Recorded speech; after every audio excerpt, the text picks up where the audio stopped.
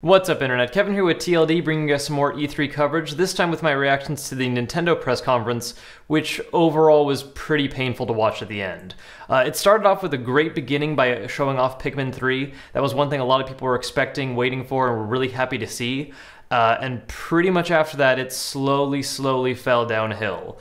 We still saw a few individual game announcements that were nice. We saw gameplay for games we already knew about. We saw Luigi's Mansion. We saw Paper Mario for the 3DS. We saw two new Super Mario Bros. Games, one for the 3DS, one for the Wii U, all of which looked well and good in themselves, but there wasn't really a strong wow factor at any major part of the show outside of that very beginning with Pikmin. Other than those few individual games, there really wasn't a whole lot that Nintendo brought to the table. I was kind of surprised because on Sunday they already showed off the controller and saying what the tablet can do and introducing the whole Miiverse idea, and as a result I was thinking they wouldn't really talk about that much this time. Instead, they still talked about it a while, and then dedicated the rest of their time to having third parties come up and talk about their games, most of which were ones that, once again, we either already knew about, saw gameplay for, or were just re-releases of games that we've already had, just with new controls for the Wii U. Now, the way that Nintendo tried to bring this all back in the end was by announcing a new game called Nintendo Land, which from what I can tell basically looks like the Wii Sports equivalent for the Wii U. It's basically just an assortment of different mini-games that make use of the new tablet controls, while showing off, popular Nintendo characters doing little different games.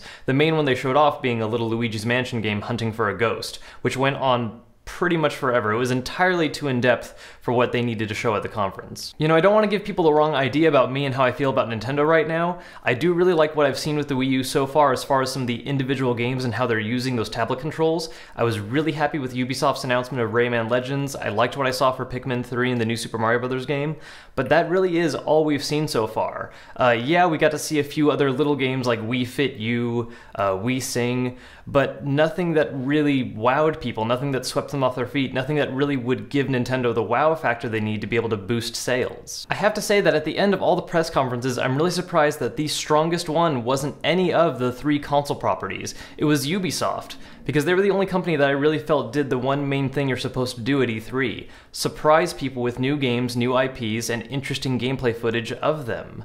A lot of the major consoles showed gameplay for stuff we've already seen, already heard of, and then they introduced one or two new games which did look great, but in and of themselves weren't enough to justify an entire press conference. Ubisoft was actually able to kind of catch people off guard by showing stuff like their first Wii U game, Rayman Legends. The big thing that a lot of people got buzzed for was their new IP announcement for Watch Dogs, which really was the biggest new game announcement I've seen for this conference so far. Well, this is just a wrap up for what we've seen at the press conferences for E3. Hopefully we're going to see a lot more on the show floor, because overall the press conferences weren't the best they could be. We had a few individual good announcements, but on the whole I'm hoping we'll see a lot more at individual booths. As always, guys, thanks for watching our videos. If you haven't gotten a chance yet, make sure to check out my recaps of both Sony and Microsoft's press conferences. If this is your guys' first time seeing us, feel free to subscribe, and if you'd like an easy way to help the channel, go ahead and hit that like button. And if you guys want to get up-to-date reactions from me on games that I'm currently reviewing or news that's going on in the gaming business, you can follow me on Twitter at TLD_Kevin, and I'll catch you guys later.